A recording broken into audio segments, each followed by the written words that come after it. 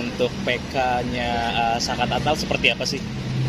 Kalau persiapan PK kan kita memang saya sudah memiliki 4 novum yang sudah juga saya serahkan kepada tim. Mudah-mudahan novum itu menggambarkan peristiwa yang sebenarnya.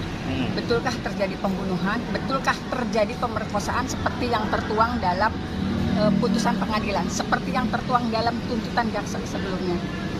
Kemudian juga kita akan menghadirkan saksi-saksi ahli, juga tokoh-tokoh masyarakat seperti Pak Deddy Mulyadi, karena dari Pak Deddy Mulyadi BAP yang dulu diarahkan di sidang pengadilan ternyata setelah ditelusuri oleh Pak Deddy Mulyadi itu terungkap, dan itu mereka menyatakannya dengan nyaman peristiwa yang terjadi sebenarnya.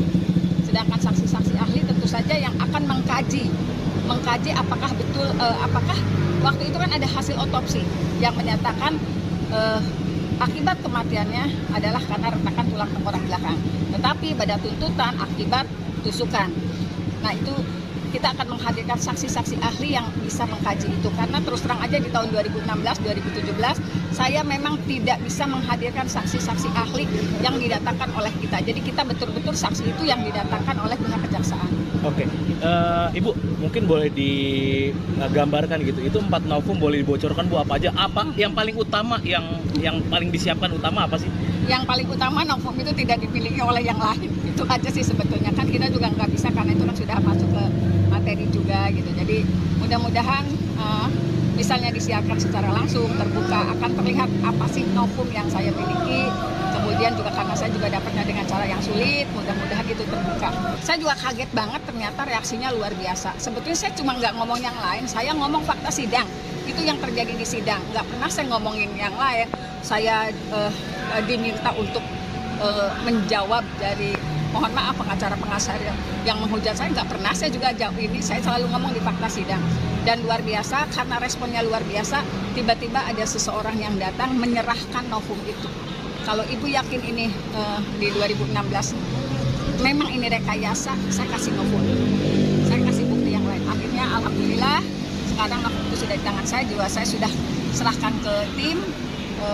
Karena yang terpidana lain dipegang oleh Pak Oto Hasibuan, saya juga sudah menyerahkan ke Pak Oto novum yang kayaknya kalau misalnya sudah banyak, ngapain juga itu jadikan novum buat saya. Jadi memang ada bukti-bukti lain yang belum pernah dilihat oleh orang lain. Mudah-mudahan. Bu, orang yang membawa novum ini Bu, apakah orang yang mengenal para tersangka atau para korban Bu? Kayaknya enggak deh. Kayaknya bukan orang yang mengenal ini, tapi yang pasti karena saya tinggal di Cirebon ya mungkin kenalnya dengan saya orang Cirebon. Bu, kalau dari tim kuasa hukum Saka Tatal Bu, seberapa yakin sih Bu PK ini atau novum yang nanti disampaikan di persidangan apakah bakal mengubah konstruksi kasus atau seberapa berdampaknya nanti Bu? Yang pasti keyakinan itu karena sekarang Saka Tatal berani menyatakan yang sesungguhnya, bahwa dia mengakui perbuatannya karena penyiksaan yang luar biasa. Itu sudah keyakinan Saka Tatal itu yang membuat kami juga dari tim kuasa hukum punya keyakinan yang sama, dan memang peristiwa yang terjadi yang tertuang dalam tuntutan dan putusan itu tidaklah pernah terjadi sesadis itu.